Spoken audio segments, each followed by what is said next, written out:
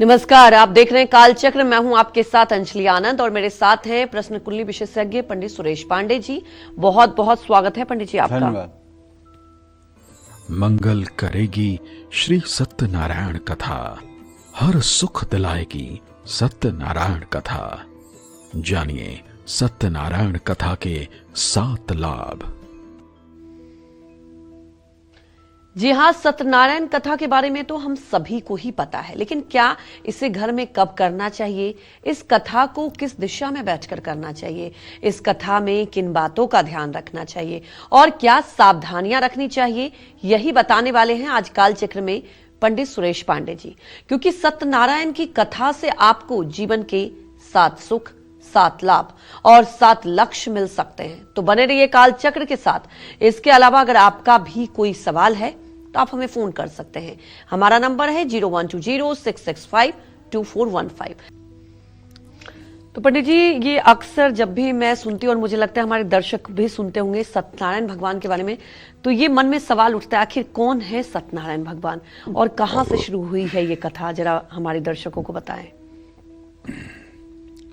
शांताकारं भुजगशयनं पद्मनाभं सुरेशं विश्वाधारं गगनसदृशं मेघवर्णं शुभांगं वंदे विष्णु भवभयहरणं सर्वलोकैकनाथम। ऐसी मान्यता है कि इस व्रत कथा का आरंभ नारद जी के द्वारा सृष्टि के बनने से पहले हुआ था।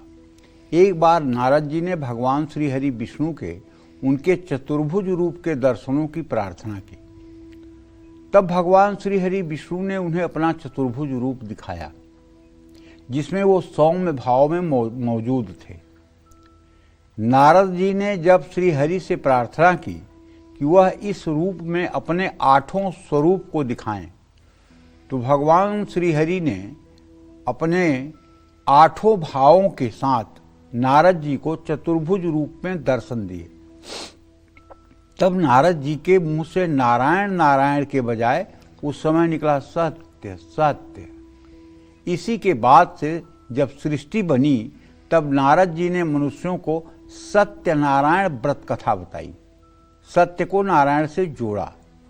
सत्य को नारायण के रूप में पूजना ही सत्यनारायण की पूजा है। इसका दूसरा अर्थ यह है कि संसार में एकमात्र नारायण ही सत्य तत्व है, बाकी सब माया है। मानस में लिखते हैं, जाने जेहि जग जाई हेराई, जागे जथा स्वपन भ्रम जाई। जिसको जानने के बाद ये संसार गायब हो जाता है, जैसे सोकर उठने के बाद स्वप्न गायब हो जाता है, उसी तरह से प्रभु को जानने के बाद ये संसार शेष नहीं रहता, ये संसार गायब हो जाता है। जाने जेहि जग जाई हेराई, जागे जथा स्वपन भ्रम जाई। बाकी सब माया है। गो गोचर जहाँ तक लग जाई, तह तह माया जाने हूँ भाई। जहां तक आपकी दृष्टि जा रही है, जहां तक आप देख सकते हैं, जहां तक आपका मन जा रहा है, वहां हर जगह माया ही माया है, इसमें कोई संदेह नहीं है। और सत्य तत्व में ही सारा जगत समाया हुआ है। मत्तम परतरम नान्यत किंचित धनंजय। मेरे सिवा इस चराचर जगत में कुछ भी नहीं है, मैं ही मैं हूं। सत्य के सहारे ही शेष भगवान पृथ्वी को धारण करते हैं। भगवान सत्यनारायण विष्णु भगवान के ही एक रूप हैं। सत्यनारायण भगवान कमल के पुष्प पर विराजमान हैं।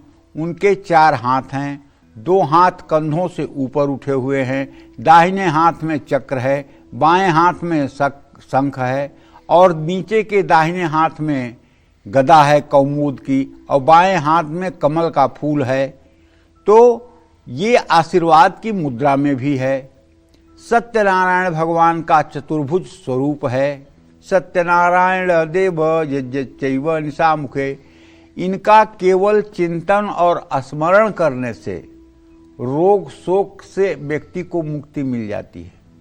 जानते हैं, हमारे किसी भी अनुष्ठान में जब कोई भी व्यक्ति अनुष्ठान में बैठता है या साधना करने बैठता है या पूजा में बैठता है तो पहला मंत्र जो प्रयुक्त होता है वो मंत्र प्रयुक्त होता है ओम अपवित्रः पवित्रो वा सर्वावस्थां गतोऽपि वा यह स्मरेत पुंडरीकाक्षः स वायाभ्यंतरः शुचिः।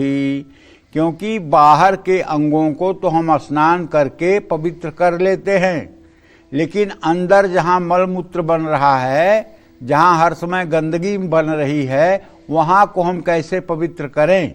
तो वहाँ को पवित्र करने के लिए यह स्मरेत पुंडरीकाक्षः, पुंडरीकाक्ष कहते हैं भगवान श्री हरि विष्णु को।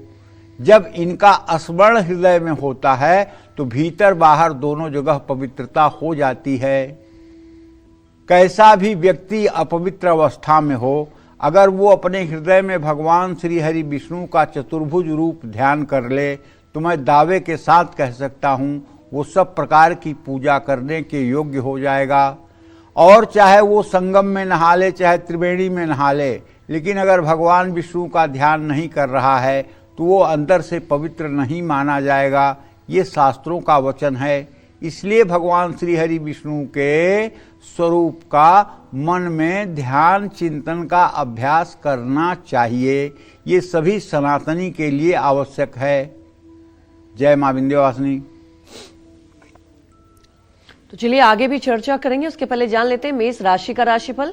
कैसी रहेगी आर्थिक स्थिति, कामकाज, रिश्ते और सेहत, साथ ही क्या है आज का उपाय, शुभ अंग और शुभ रंग।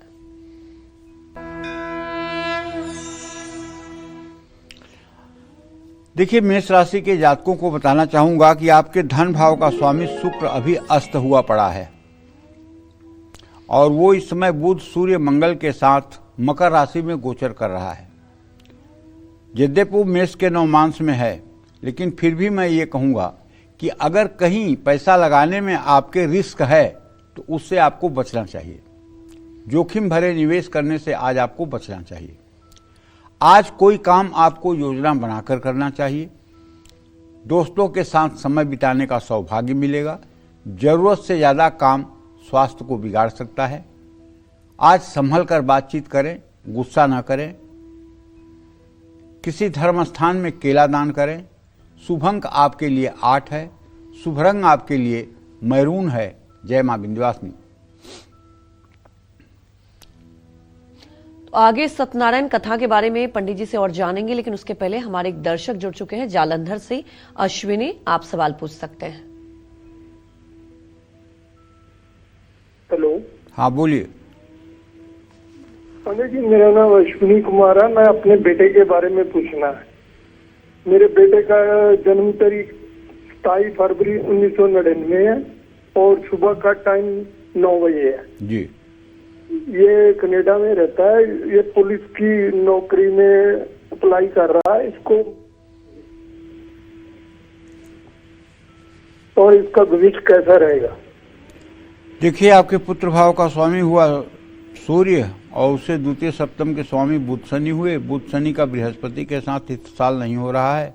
अभी वर्तमान तो ठीक नहीं है, बहुत स्ट्रगलिंग है और भविष्य भी मुझे दिखाई दे रहा है कि 2 जून के बाद ठीक होना शुरू होगा।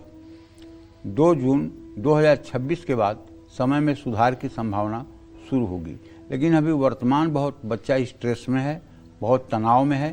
फ़ोन करके उसे आप कहिए कि वो स्ट्रेस बिल्कुल ना ले। आगे आने वाला समय ठीक है और पूरा हौसला रखे, पूरा हिम्मत रखे और पूरे उत्साह के साथ अपने समय को बिताए। निश्चित रूप से आने वाला समय उसके लिए अच्छा है। अगर आप उसके लिए कुछ अच्छा करना चाहते हैं तो मैं आपको बताना चाहूँगा कि आप हर बुधवार को उसके नाम से गाय को भीगी हुई मूंग खिलाना शुरू करिए। ये उपाय 17 बुधवार करिए। निश्चित रूप से इससे उसके भाग्योदय में सहायता मिलेगी। जय मां विंध्यवासिनी। तो चलिए आगे चर्चा करते हैं। अगर आपके घर में आस पड़ोस में अपने सत्यनारायण की कथा सुनी होगी, लेकिन आज सत्यनारायण की कथा के एक अलग ही पहलू, प्रभाव और उपायों के बारे में जानते हैं पंडित जी से। पंडित जी बताएं। देखिए, भगवान सत्यनारायण के कथा का उल्लेख स्कंद पुराण के रेवा खंड में मिलता है। सत्यनारायण की कथा 170 श्लोकों में बताई गई है। सत्यनारायण की कथा 5 अध्यायों में है और इसमें 2 विषय हैं। स्कंद पुराण में भगवान विष्णु ने नारद को इस व्रत का महत्व बताया है। कलयुग में सबसे सरल, सबसे प्रचलित और सबसे प्रभावशाली पूजा अगर कोई है तो ये मैं दावे के साथ कह सकता हूं, भगवान सत्यनारायण की पूजा है। इनकी पूजा कम से कम सामान और बहुत सरल तरीके से साधारण विद्वान के द्वारा भी की जा सकती है। इनकी पूजा में गौरी गणेश, गाय के गोबर की गौरी बना लीजिए। गाय का गोबर नहीं मिल रहा है तो घबराने की कोई बात नहीं। आप हल्दी को एक थाली में गूंथ लीजिए और हल्दी की गौरी बना लीजिए और सुपारी को कलावे से लपेट करके गणेश बना लीजिए। गौरी गणेश बना लीजिए और एक मिट्टी के करवे में चावल भरकर उस पर एक सुपारी पर कलावा लपेट करके उसको नवग्रह का रूप बना दीजिए। दाहिने तरफ अपने हाथ के गौरी गणेश को रखिए, बाएं तरफ नवग्रह को रखिए। एक छोटा सा कलश स्थापित करिए, उसमें पंचपल्लव डालिए, जल डालिए, कुसा डालिए, दुर्वा डालिए। उसके ऊपर एक मिट्टी के करवे में चावल भर कर रख दीजिए। उसके ऊपर एक नारियल चुन्नी में लपेट कर रख दीजिए और एक घी का दिया दाहिने हाथ पूजा शुरू होने से पहले जला लीजिए। नवग्रह और दिक्पाल इसी में सम्मिलित हो जाएंगे और एक आम के लकड़ी की चौकी पर लाल कपड़ा या सब पीला कपड़ा बिछाकर उसे अच्छे से व्यवस्थित करके चारों तरफ से केले के पत्ते लगा करके और बीच में शालिग्राम भगवान की शिला जो होती है उसे आसन पर विराजमान कर लें और उसके बाद पूजन का कार्यक्रम शुरू करें। पहले गौरी गणेश का पूजन करें, फिर कलश का पूजन करें, फिर नवग्रह का पूजन करें, दिक्पाल का पूजन करें और उसके बाद सत्यनारायण भगवान का पूजन करें। सत्यनारायण भगवान का पूजन करने के लिए पहले सत्यनारायण भगवान को निकालकर एक तांबे के प्लेट में जल से अभिषेक करें। उसके बाद में जो चरणामृत आपने बनाया है, पंचामृत बनाया है, जिसमें गाय का दूध भी है, गाय का घी भी है, गाय की दही भी है और जिसमें जल भी है, जिसमें चीनी भी है, इतने चीज़ों से आपने पंचामृत बनाया है। मिट्टी के मतलब कि बर्तन में या फिर पीतल के बर्तन में, तांबे के बर्तन में पंचामृत नहीं बनाया जाता है। अगर आपने बनाया है तो उसमें ही सत्यनारायण भगवान के स्वरूप में जो शालिग्राम की शिला है उसे डुबा करके और उनको मतलब कि अभिषेक करके फिर शुद्ध जल से उसी में धो करके और उन्हें साफ कपड़े से पोंछ करके फिर आसन पर विराजमान करिए और उन्हें एक जनेऊ और थोड़ा सा कलावा समर्पित करके और उसके बाद में चंदन लगा करके धूप दीप नैवेद्य से विधिवत मंत्र द्वारा भगवान का पूजन करिए। पंजीरी का प्रसाद चढ़ाइए, फल चढ़ाइए, धूप दीप जलाइए, आरती करिए। सत्यनारायण कथा कराने से 1000 साल तक किए गए यज्ञ के बराबर फल प्राप्त होता है। इसमें अतिशयोक्ति मत मानिएगा। किसी भी शुभ कार्य की शुरुआत से पहले या किसी खास मनोकामना की पूर्ति के लिए सत्यनारायण की कथा घर में जरूर कराई जाती है। इसीलिए हमारे पूर्वांचल में तो जिस किसी का भी विवाह होना होता है तो बारात जाने के पहले लड़की और लड़के दोनों लोगों के घरों में सत्यनारायण भगवान की पूजा जरूर कराई जाती है। और ये पूजा सिर्फ इसलिए कराई जाती है कि यदि किसी पूजा में कोई कमी या ज़्यादा रह गया है, कोई कमी रह गई है, कोई त्रुटि रह गई है तो सत्यनारायण की पूजा से वो कमी पूरी हो जाएगी और उसका शुभ फल प्राप्त होगा। जय मां विंध्यवासिनी। तो अब जान लेते हैं वृषभ राशि का राशिफल। कैसी रहेगी आर्थिक स्थिति, कामकाज, रिश्ते और सेहत, साथ ही क्या है आज का उपाय, शुभ अंक और शुभ रंग।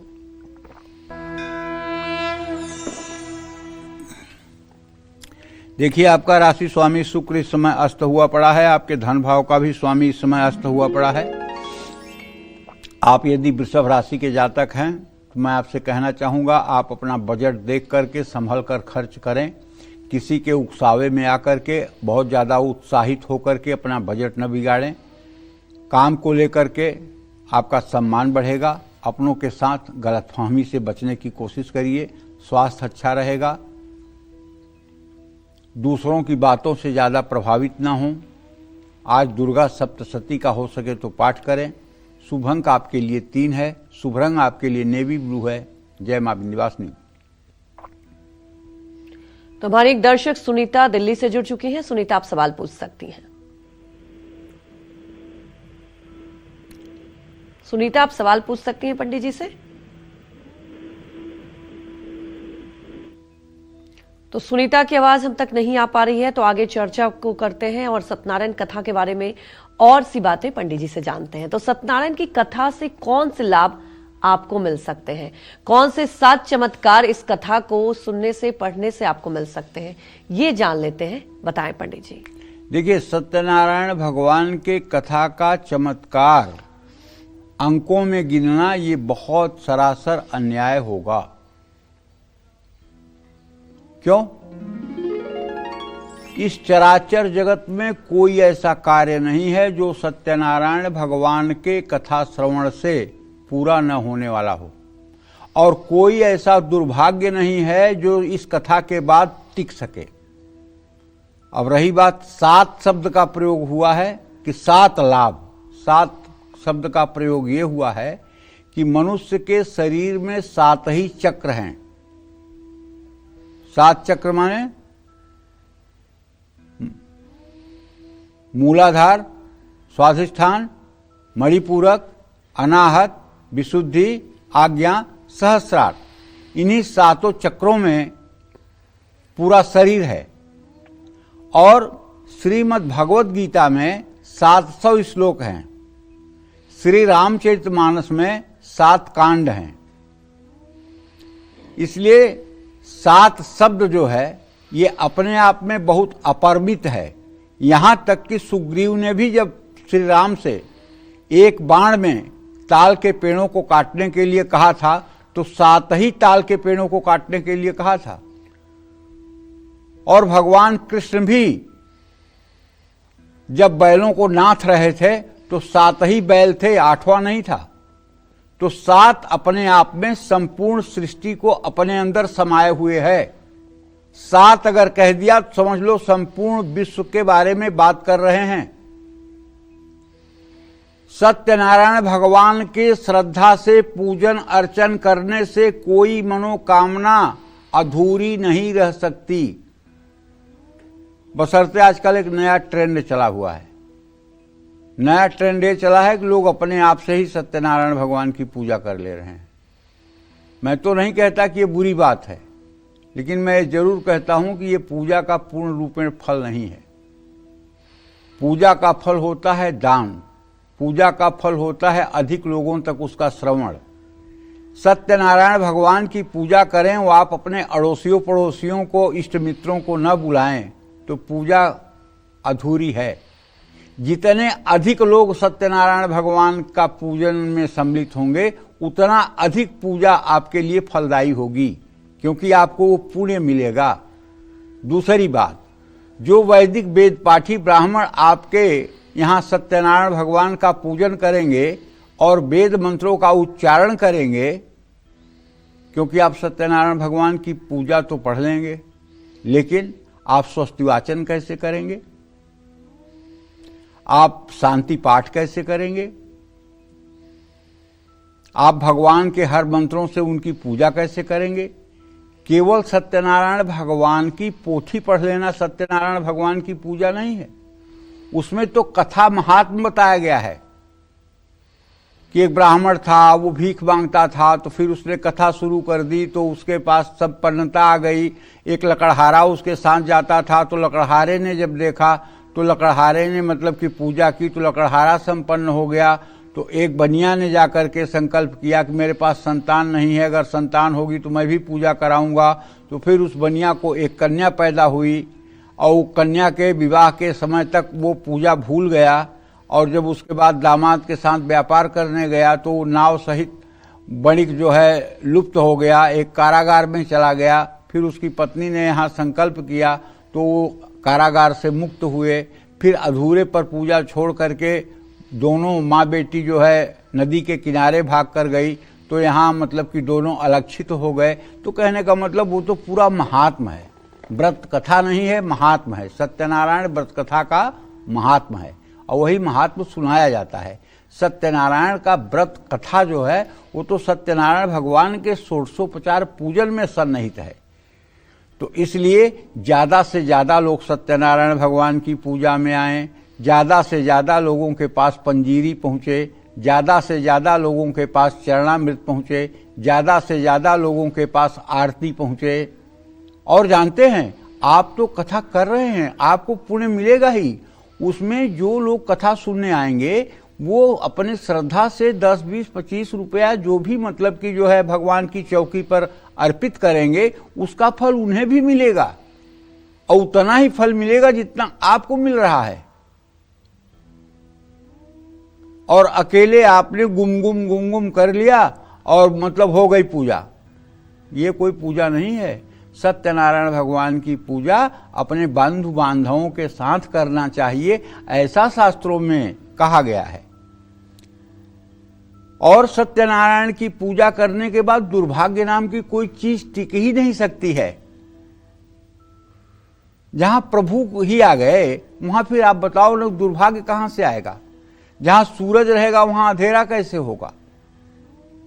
इसलिए सत्यनारायण व्रत की कथा करने और सुनने से सौभाग्य की वृद्धि होती है। गृह शांति, सुख समृद्धि के लिए इनकी विशेष पूजा लाभदायी है। अब जैसे शहरों में कुछ लोग हैं, मजबूरी में उन्हें गृह प्रवेश करना है और साल भर में गृह प्रवेश के 8-10 मुहूर्त से ज्यादा मुहूर्त नहीं होते हैं। अब मान लो किराए के मकान में जाना है, मान लो मजबूरी है अपने ही मकान में जाना है। अब वास्तु शांति की पूजा का मुहूर्त, गृह प्रवेश की पूजा का मुहूर्त पता नहीं कब मिल रहा है और आपकी ऐसी मजबूरी है कि आपको प्रवेश करना है। तब मैं आपको बताता हूं, कोई शुभ दिन और शुभ नक्षत्र देख करके या पूर्णिमा तिथि देख करके आप सत्यनारायण भगवान की पूजा कर लीजिए और पूजा करके गौ, ब्राह्मण और कन्या को खीर पूरी खिला दीजिए और उसके बाद अपने इष्ट मित्र बंधु बांधवों को भोजन करा दीजिए, आपका गृह प्रवेश हो गया। क्योंकि भगवान सत्यनारायण की पूजा में गृह प्रवेश क्या, सारी यज्ञ, सारी पूजा, सारी विधा समाहित है। उनके अलावा क्या है?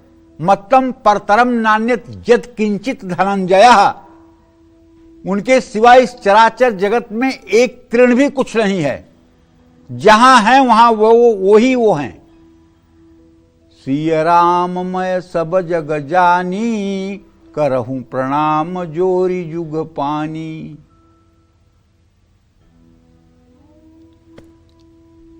जड़ चेतन जग जीव जत, सकल राम मैं जान। बंदऊं सबके पद कमल सदा जोरी जुग पान।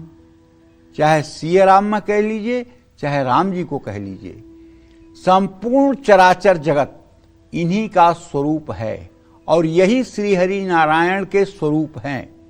श्री हरि के ही श्री विग्रह में ये मतलब मनुष्य लोक में आए हुए हैं। तो सत्यनारायण देव यज्ञचैव निशामुखे, एकदा नारदो योगी परानुग्रह कांक्षया, पर्यटनम विविधाना मर्त्यलोके मुपागता। नारद ने जब इस दुनिया के लोगों को दुखों से ग्रसित देखा, तब उनके ऊपर कृपा करके उन्होंने भगवान विष्णु से पूछ करके इस सत्यनारायण व्रत कथा का आयोजन इस जनमानस के लिए सुलभ किया। सुखद वैवाहिक जीवन के लिए लाभकारी है। मैं तो कहता हूं, जिन घरों में अभाव है, जिन घरों में आए दिन कोई बीमार रहता है, जहां कर्ज से आप संतृप्त हो गए हैं, कर्ज से एकदम डूबने वाले हैं, जहां सारे आशा के किरण आपके समाप्त हो रहे हैं, आप एक बार मेरे कहने से 1 साल तक हर पूर्णिमा पर सायंकाल पूरे दिन व्रत रह के भगवान विष्णु के नाम पर और सायंकाल सत्यनारायण भगवान का पूजन करिए और अपने शक्ति सामर्थ्य के अनुसार पूजा कराने वाले को भोजन करा करके दक्षिणा दीजिए। अपने अड़ोस पड़ोस के लोगों में पंजीरी और चरणामृत का वितरण करवाइए। आप देखिए ना, 1 साल के अंदर जिंदगी बदल जाएगी। 1 साल के अंदर जिंदगी बदल जाएगी। ये मेरा आजमाया हुआ उपाय है और सबसे सरल अगर सनातन धर्म में कोई पूजा है तो वो सत्यनारायण व्रत कथा है। आपको विश्वास कराऊं, जब मैं 15 साल का था तब मैं सत्यनारायण भगवान की पूजा कर लेता था और 1-2 जगह ऐसे थे जहां दूसरे पंडितों का जब बुलावा आता था तो वहां मतलब कि एक बुढ़िया माथी वो कहती थी, नहीं नहीं, हम तो छोटका ही पंडित से पूजा कराऊ, छोटका पंडित बहुत बढ़िया करता है पूजा। तो सरल थी पूजा, इसलिए 15 साल की उम्र में भी मैं करा लेता था। और बाकी पूजाओं में बड़ा तामझाम है, बड़ा उसमें नियम कानून है और इसमें तो सत्यनारायण भगवान की पूजा में कुछ नहीं, केवल मंत्रों को बोलते जाइए और भगवान का चरणामृत पंचामृत में स्नान करा दीजिए और बढ़िया से धूप दीप करवा दीजिए और खूब बढ़िया शंख बजाते रहिए, हवन करवा दीजिए, पंजीरी बंटवा दीजिए, चरणामृत बंटवा दीजिए। शंख की ध्वनि से ही सारा काम हो जाता है। जय मां विंध्यवासिनी। तो चलिए अब जान लेते हैं मिथुन राशि का राशिफल कैसा रहेगा आज का इनका पूरा दिन। मिथुन राशि के जातकों को बताना चाहूंगा कि देखिए, आपका राशि स्वामी बुध इस समय अष्टम भाव में अस्त हुआ पड़ा है। यद्यपि बृहस्पति आपके राशि में है तो ये एक बात का संकेत तो कर रहा है कि धर्म कर्म में आपका धन खर्च हो सकता है। ये गलत भी नहीं है। आज आप लंबी योजनाओं में जोखिम ना उठाएं। वैवाहिक जीवन में मनमुटाव हो सकता है। शारीरिक और मानसिक स्वास्थ्य आपका ठीक रहेगा। किसी चीज के अभिमान से बचने की जरूरत है। धर्मस्थान में सेवादान देना चाहिए। शुभ अंक आपके लिए 2 है। शुभ रंग आपके लिए हल्का पीला है। जय मां विंध्यवासिनी। तो जान लेते हैं कर्क राशि का राशिफल कैसा रहेगा आज का इनका पूरा दिन। कर्क राशि का स्वामी चंद्रमा इस समय 10वें भाव में राहु के साथ ग्रहण दोष में है। ऐसे में मैं आपसे कहना चाहूंगा कि आज आप पैसों का अगर लेन देन करेंगे तो इसमें आपसे कुछ गलती हो सकती है जो भविष्य के लिए ठीक नहीं होगा। आज ऑफिस में नेगेटिविटी बढ़ेगी। वैसे भी मैं अपने दर्शकों को कहता हूं कि अगर हो सके तो बृहस्पतिवार को पैसा किसी को नहीं देना चाहिए। बुधवार को पैसा जमा जरूर करना चाहिए। मंगलवार को कर्ज उतारना चाहिए। बृहस्पतिवार को अगर किसी को पैसा देना है तो उसको टरका दीजिए, उसको कह दीजिए कि कल देंगे, क्योंकि बृहस्पतिवार को पैसा देने से धनहानि होती है। अपना पैसा बृहस्पतिवार के दिन खर्च नहीं करना चाहिए। जो पैसा बृहस्पतिवार को खर्च करना है उसको बुधवार को ही खर्च करके जो कुछ खरीदना है खरीद लीजिए। गलतफहमियां बढ़ सकती हैं। तनाव के कारण सेहत पर असर पड़ सकता है। हर बात पर भरोसा आपको नहीं करना चाहिए। चने की दाल किसी धर्म स्थान में दान करना चाहिए। शुभ अंक आपके लिए 1 है। शुभ रंग आपके लिए क्रीम है। जय मां विंध्यवासिनी। सत्यनारायण की कथा के 7 लाभ कौन से हैं, यही बता रहे हैं आज हमें पंडित सुरेश पांडे जी। अगर आपने अब तक सत्यनारायण की कथा नहीं की तो चलिए पंडित जी से इसके और भी कई फायदे जान लेते हैं। और ये बात भी पक्की है कि इन फायदों को जानने के बाद कोई भी व्यक्ति अपने घर में सत्यनारायण की कथा जरूर कराएगा। ये पंडित जी से जानते हैं और इसकी और महिमा को समझने की कोशिश करते हैं। बताएं पंडित जी। भगवान सत्यनारायण की महिमा कहने में जी शेष और शारदा भी असमर्थ हैं। 1000 मुख वाले शेष जी और सरस्वती जी भी अगर भगवान के गुणों का गान करना शुरू करें तो नेति नेति कह के इनको चुप होना पड़ेगा, क्योंकि ये अनंत हैं। इन्हीं से समस्त ब्रह्मांड की उत्पत्ति हुई है जी। यही सृष्टि करने के लिए ब्रह्मा होते हैं, यही संहार करने के लिए शिव होते हैं, महादेव होते हैं, और यही पालन करने के लिए श्री हरि होते हैं। और उनके गुणों का गान उनको कोई शब्दों में बांध दे कहते हैं ना, किसी हमारे धार्मिक शास्त्रों में वर्णन आता है भगवान का 10 अवतार, भगवान का 24 अवतार, ये 2 अवतारों की बात आती है। आप चाहे भक्तमाल पढ़ के देख लीजिए, चाहे गीता जी पढ़ करके देख लीजिए, आपको 24 अवतार और 10 अवतार की कथाएं मिलेंगी जी। लेकिन भगवान के अनंत कोटि अवतार हो चुके हैं जो लोगों को पता नहीं है। महाराष्ट्र में एक सखुबाई थी, उसको उसके पति ने मतलब कि जो है खंभे में बांध दिया था और पंढरपुर जाना चाहती थी विट्ठल भगवान का दर्शन करने। 3 दिन तक भूखी प्यासी जब खंभे में बंधी रही तो उसका ही रूप बना करके भगवान कृष्ण आ गए और बोले, सखी मैं तुम्हें जानती हूँ, तुम पंढरपुर जाओगी? बोली हाँ। कैसे जाऊंगी, मैं तो बंधी हूँ, तो मेरी अपनी जगह मुझे बांध के तू चली जा। और भगवान ने अपने को बंधवा लिया और वो पंढरपुर चली गई। ये अवतार कहाँ लिखा हुआ है? ये अवतार नहीं लिखा हुआ है पंडित जी। तो ऐसे अनेकानेक अवतार हुए हैं उनके, ऐसे अनेकानेक अवतार हुए हैं उनके, जहां उन्होंने आकर के अपने भक्तों के लिए अपने को बंधवा लिया है।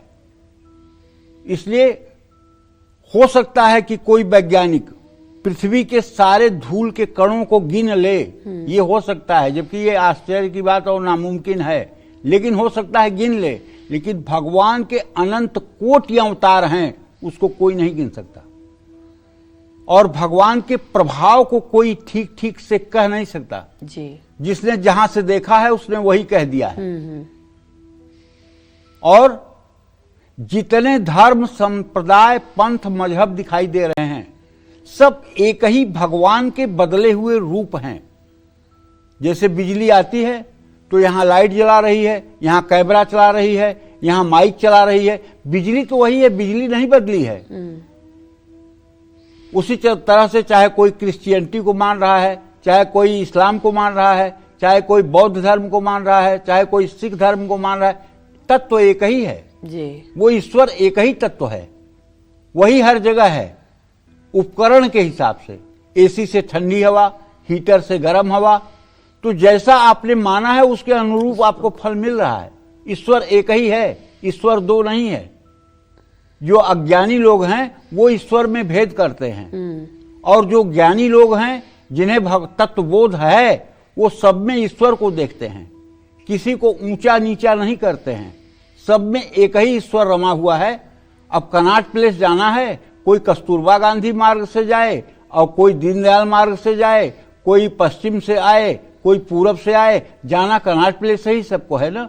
उसी तरह से एक ही ईश्वर है, चाहे आप मार्ग जो पकड़ लीजिए, चाहे क्रिश्चियनिटी पकड़ लीजिए, चाहे इस्लाम पकड़ लीजिए, चाहे सिख पकड़ लीजिए, चाहे बौद्ध पकड़ लीजिए, चाहे यहूदी पकड़ लीजिए, चाहे जैन पकड़ लीजिए, कोई भी रास्ता आप पकड़ लीजिए, जाना उसी सरकार के पास है, दूसरा कोई सरकार है वह नहीं।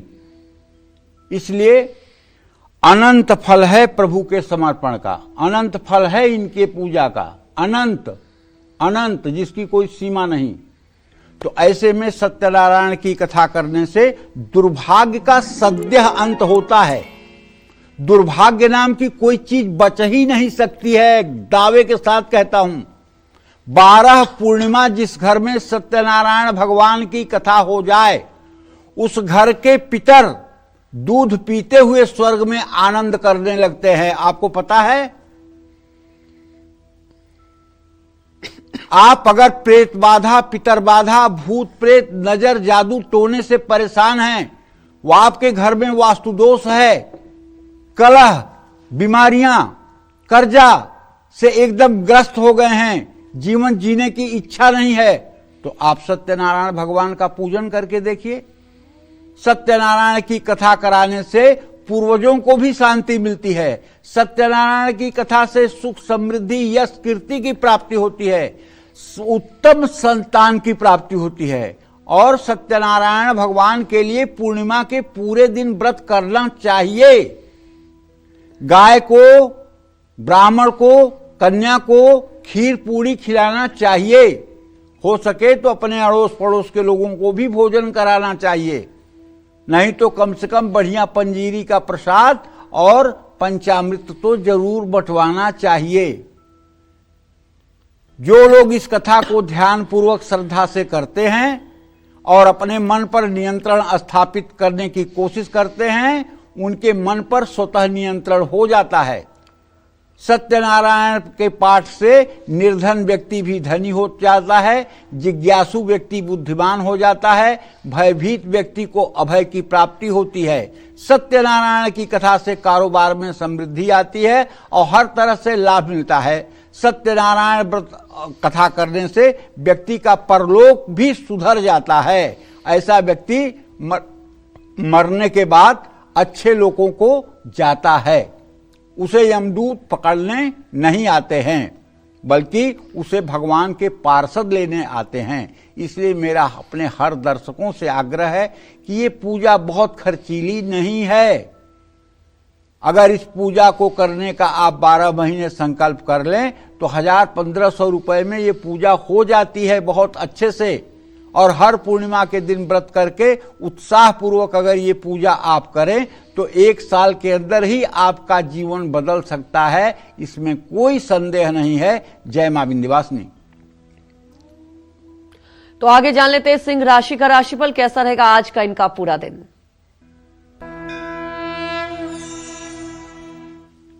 देखिए, सिंह राशि के जातकों को बताना चाहूंगा कि आपके छठे भाव में सूर्य है, बुध भी छठे भाव में है। पैसों की बर्बादी मत करिए भाई।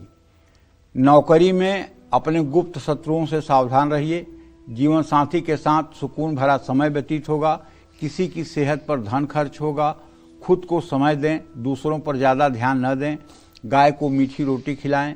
शुभ अंक आपके लिए 6 है। शुभ रंग आपके लिए हल्का लाल है। जय मां विंध्यवासिनी। तो हमारे शास्त्रों में पूजा पाठ के नियम है। अगर आप किसी विशेष उद्देश्य से कोई पाठ करते हैं तो फिर उसमें नियमों का पालन करना ही चाहिए। क्या सत्यनारायण की कथा से जुड़ी भी कुछ बातें हैं जिनको हम सभी को खास ध्यान रखना चाहिए? ये भी पंडित जी से समझने की कोशिश करते हैं। बताएं पंडित जी। देखो, किसी भी पूजा या उपासना के लिए कोई न कोई शुभ दिन और शुभ मुहूर्त होता है। सत्यनारायण की पूजा करने के लिए सबसे उत्तम दिन अगर कोई है तो पूर्णिमा तिथि है, एकादशी तिथि है। लेकिन ये भी लिखा हुआ है स्कंद पुराण में, यस्मिन कस्मिन दिने मृत्यु भक्त श्रद्धा समन्विता। कलयुग में किसी दिन भक्ति और श्रद्धा से परिपूर्ण होकर के सत्यनारायण भगवान की व्रत कथा की जा सकती है। यह स्कंद पुराण में रेवाखंड में लिखा हुआ है। यस्मिन कस्मिन दिने मृत्यु भक्ति श्रद्धा समन्विता। और वैसे एकादश्याम च पौर्णमास्याम, एकादशी और पूर्णिमा को करना सबसे ज्यादा हितकारी होता है। गुरुवार के दिन भी सत्यनारायण की कथा करना शुभकारी है। संक्रांति के दिन भी सत्यनारायण की कथा घर में की जा सकती है। जब सूर्य जिस दिन एक राशि से दूसरी राशि में प्रवेश करता है तो उसको संक्रांति कहते हैं। जैसे इस साल 14 जनवरी को दिन में 3:14 पर सूर्य मकर राशि में प्रवेश किया। अगर आप 14 जनवरी के सायंकाल कथा सुनते तो उत्तम पुण्य के आप भागीदार होते। अचानक आपसे परिवार पर कोई संकट अगर आ गया है तो किसी भी दिन सत्यनारायण की कथा की जा सकती है। यदि आप के परिवार के ऊपर कोई अचानक संकट आ गया है, कोई बीमार हो गया, असाध्य हो गया, तो 150 रुपए मुट्ठी में लीजिए, उसके ऊपर से 2 बार वार करके 3 बार और सत्यनारायण भगवान का ध्यान करके कहिए कि ये पैसा निकाल दे रहा हूं, इनके ठीक होते ही आपका पूजन करवा दूंगा। आप देखिए तत्काल लाभ मिल जाएगा। संध्या का समय पूजन करने के लिए बहुत शुभ है। सत्यनारायण भगवान की कथा उत्तर या पूर्व दिशा की ओर मुंह करके ही करना चाहिए। सत्यनारायण की कथा केले के पेड़ के नीचे करना सबसे उत्तम होता है, लेकिन आप केले के 5 पत्ते लेकर चौकी पर बांध दीजिएगा। केले के पेड़ के नीचे कोई कथा उथा आज नहीं करवाता है। केले के चौकी पर 5 केले के पत्ते आप बांध देंगे तो मंडप जैसा बन जाएगा। ठीक है। सत्यनारायण कथा के भोग में पंजीरी, पंचामृत, केला, तुलसी जरूर शामिल करें। भगवान सत्यनारायण की कथा सुनने के साथ ओम श्री सत्यनारायणाय नमः इस मंत्र का मन ही मन जप करते रहें। सत्यनारायण कथा अपने घर में कराने जा रहे हैं तो तामसी चीज़ों का सेवन, लहसुन, प्याज और गंदी चीज़ों का प्रयोग घर के किचन में बिल्कुल नहीं होना चाहिए। जिस स्थान पर सत्यनारायण भगवान की पूजा होनी है उसे गंगा जल से साफ करके, साफ सुथरा करके तभी पूजा करनी चाहिए। जय मां विंध्यवासिनी। तो अब जान लेते हैं कन्या राशि का राशिफल आगे कि क्या उनके आज की स्थिति है, क्या है शुभंग और शुभ रंग। देखिए, कन्या राशि के जातकों को बताऊं कि आपके पंचम भाव में इस समय 4 ग्रहों की स्थिति है। धन भाव का स्वामी पंचम भाव में है। पैसों को लेकर के आपको जल्दी और सही फैसले लेने होंगे। ऑफिस में किसी से भी सलाह लेने की जरूरत नहीं है। जीवन साथी का सहयोग आपको प्राप्त होगा। ऊर्जा और आत्मविश्वास आपके अंदर बढ़ा रहेगा। व्यर्थ के विवाद से दूरी बनाएं। पीपल में जल चढ़ाएं। शुभ अंक आपके लिए 8 है। शुभ रंग आपके लिए बैगनी है। जय मां विंध्यवासिनी। तो जान लेते हैं तुला राशि का राशिफल कैसा रहेगा आज का इनका पूरा दिन।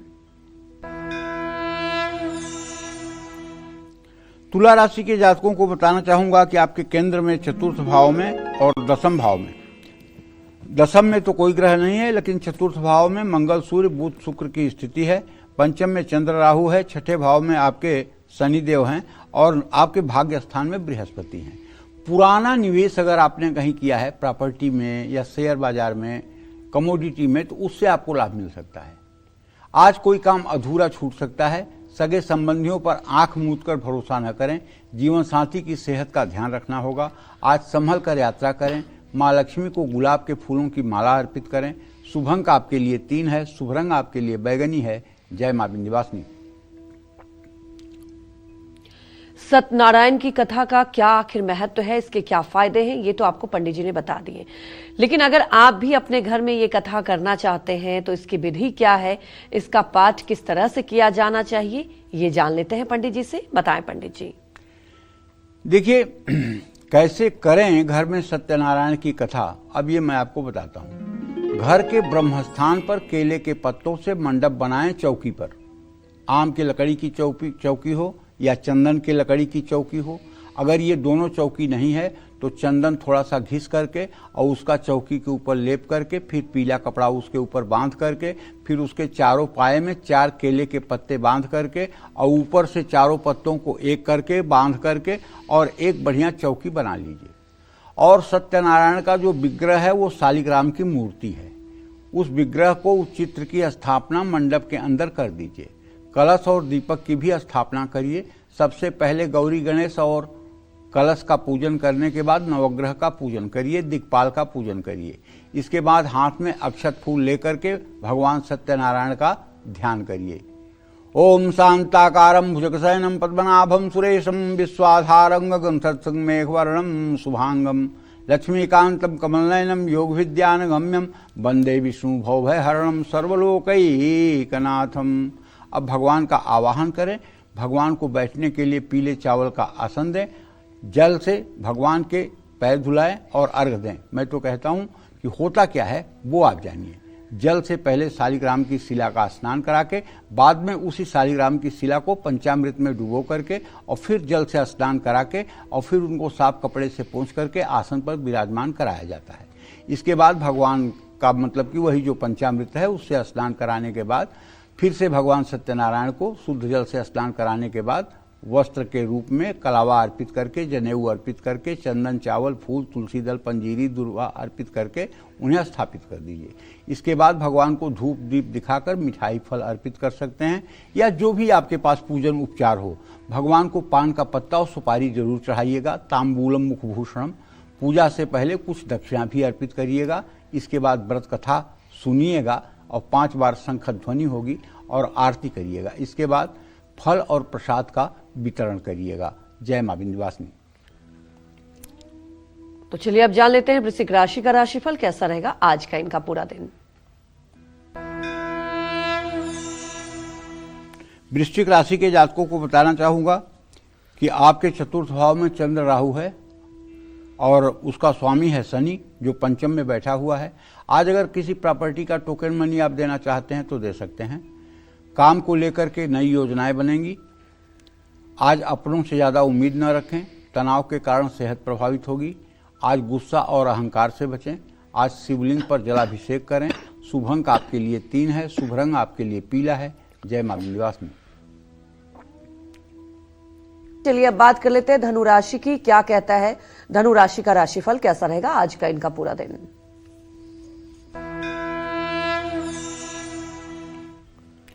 देखिए, धनु राशि के जातकों को बताना चाहूंगा कि आपके द्वितीय भाव में सूर्य, बुध, शुक्र और मंगल की स्थिति धन भाव में है, लेकिन आपका धनेश शनि जो है वो चतुर्थ भाव में है।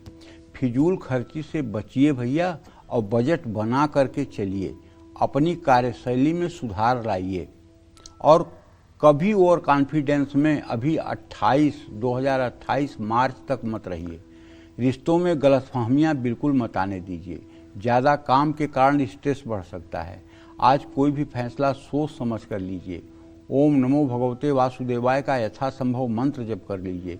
शुभ अंक आपके लिए 9 है, शुभ रंग आपके लिए ग्रे है। जय मां विंध्यवासिनी। तो चलिए बात कर लेते हैं मकर राशि वालों के बारे में, जानते हैं आज उनका भाग्य कितना मजबूत है।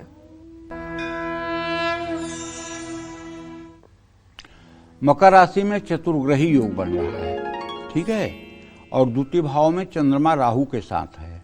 मकर राशि का स्वामी शनि तृतीय भाव में है। आज दूसरों के आर्थिक मामलों में आपको हस्तक्षेप नहीं करना चाहिए, वरना केवल बदनामी हाथ लगेगी। सूझबूझ से काम के विषय में फैसला लीजिए और आज किसी पुराने मित्र से मुलाकात भी होने की संभावना है। बाहर का भोजन करेंगे तो आपका पेट खराब हो सकता है। बचत न करना भविष्य के लिए खतरनाक साबित होगा। कुत्ते को रोटी खिलाएं। शुभ अंक आपके लिए 3 है, शुभ रंग आपके लिए चॉकलेटी है। जय मां विंध्यवासिनी। तो चलिए अब बात कर लेते हैं कुंभ राशि वालों के बारे में, जानते हैं आज उनका भाग्य कितना मजबूत है। आज आपके राशि में चंद्र राहु का ग्रहण दोष बना हुआ है। आपका दिमाग उतना अच्छा काम नहीं करेगा जितना अच्छा करना चाहिए, इसलिए सामाजिक कार्यों पर धन तो खर्च हो सकता है, लेकिन कोई डिसीजन लेने की कोशिश मत करिए। आज बड़े फैसलों में जल्दबाजी से बचने की कोशिश करिए। आज किसी दोस्त का भरोसा मत तोड़िए, आंखों में थोड़ी तकलीफ हो सकती है। आज किसी से ज़्यादा उम्मीद मत रखिए। आज महामृत्युंजय मंत्र का जप करिए। शुभ अंक आपके लिए 5 है, शुभ रंग आपके लिए फिरोजी है। जय मां विंध्यवासिनी। तो चलिए अब बात कर लेते हैं मीन राशि वालों के बारे में, जानते हैं आज उनका भाग्य कितना मजबूत है। वैसे तो मीन राशि में शनि देव हैं और मीन राशि का स्वामी बृहस्पति इस समय चतुर्थ भाव में मिथुन राशि में गोचर कर रहा है, लेकिन व्यय भाव में चंद्र राहु की स्थिति देखकर भाई डर ये लग रहा है कि आज कुछ ऐसी परिस्थिति उत्पन्न हो सकती है जिसमें न चाहते हुए भी आपको कर्ज लेने की नौबत आ सकती है। आज किसी काम में हड़बड़ी न दिखाएं, जल्दबाजी न करें, घर के खर्चों को लेकर के बहस न करें। मां की सेहत बिगड़ सकती है, किसी की बातों से भ्रमित न हों। उबले आलू गाय को खिलाएं। शुभ अंक आपके लिए 1 है, शुभ रंग आपके लिए सफेद है। जय मां विंध्यवासिनी। तो हमारी एक दर्शक सुनीता दिल्ली से जुड़ चुकी हैं। सुनीता, आप सवाल पूछ सकती हैं। नमस्कार पंडित जी। हाँ, सदा सुखी रहिए। जी, मैं अपनी बेटी के बारे में पूछना चाहती हूँ। वो 25 नवंबर 2007 उनका जन्म है। वह CFA का कोर्स कर रही है अभी फिलहाल। क्या उसको वही सरकारी क्षेत्र में जाना चाहिए या प्राइवेट में? और ठीक है, और कुछ? कितने ग्राम का और किस हिसाब से मतलब होना चाहिए? और मेरे पति प्रॉपर्टी का काम करते हैं। वो जहाँ भी काम करते हैं ना, तो उनका पैसा हमें जो जिनके साथ करते हैं ना वो रोक लेते हैं, उनको पूरा पैसा नहीं देते हैं उनकी मेहनत का। और इसके लिए भी हम क्या करें? हाँ, तो देखिए, पहला काम तो यह है कि आपके बेटी के प्रश्न लग्न के हिसाब से सरकारी नौकरी के योग की संभावना तो बहुत कम दिखाई दे रही है, लेकिन प्रयास करना चाहिए। मेरे कहने से रुकना नहीं चाहिए। आगे जो होगा वो ईश्वर करेगा, लेकिन उम्मीद बिल्कुल न के बराबर है।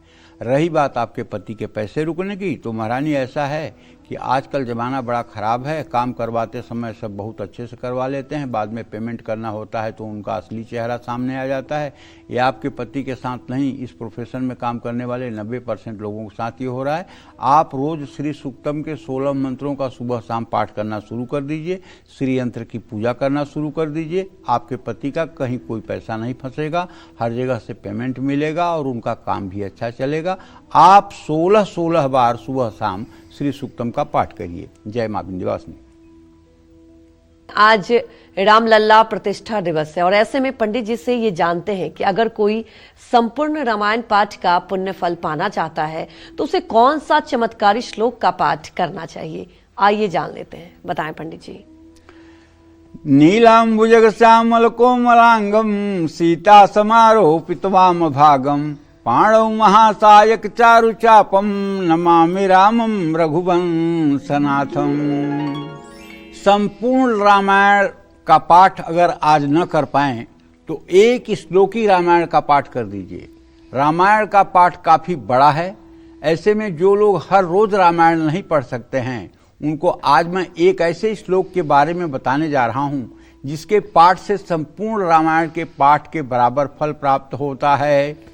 आदौ राम तपोवनादिगमनम हत्वा मृगम कांचनम वैदेही हरणम जटायु मरणम सुग्रीव संभाषणम बाली निर्दलनम समुद्र तरणम लंकापुरी दाहनम पश्चात रावण कुंभकर्ण हननम एतद्धि रामायणम। एक श्लोकी रामायण है। इस श्लोक का अर्थ है राम वनवास गए, वहां स्वर्ण मृग का वध किया, वैदेही का रावण ने हरण किया, रावण के हाथों जटायु ने अपने प्राण गंवा दिए, श्री राम और सुग्रीव की मित्रता हुई, बलि का वध किया गया, समुद्र पार हुए, लंकापुरी का दहन हुआ, इसके बाद रावण और कुंभकर्ण का वध हुआ। यही मंत्र रामायण की संक्षिप्त कहानी है। इस मंत्र का जप शांतिपूर्वक करने से बुरे विचार दूर होते हैं, नकारात्मक ऊर्जा खत्म होती है। पूजा करते समय श्री राम प्रतिमा के सामने इस मंत्र का 11 या 21 बार जप करने से रामायण पढ़ने के बराबर ही फल मिलता है। ओम राम रामेति रामेति रमे रामे मनोरमे सहस्रनाम तत्तुल्यम राम नाम वरानने। ये राम रक्षा स्तोत्र का आखिरी मंत्र है। भगवान शिव ने माँ पार्वती से ये कहा है, तो इसलिए भैया आप राम रामेति रामेति रमे रामे मनोरमे सहस्रनाम तत्तुल्यम राम नाम वरानने, ये आप भी याद कर लीजिए, अपने बच्चों को याद कराइए। बच्चों में जितना अच्छा संस्कार आप भर सकेंगे वही आपके भविष्य के लिए काम आएगा।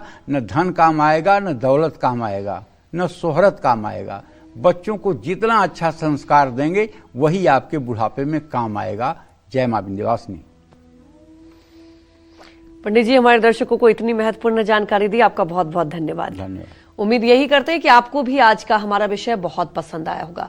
कल फिर एक नए विषय और आपकी परेशानियों को दूर करने के लिए ढेर उपाय लेकर आएंगे हम पंडित सुरेश पांडे जी के साथ। तब तक कालचक्र की पूरी टीम को अनुमति दीजिए। नमस्कार।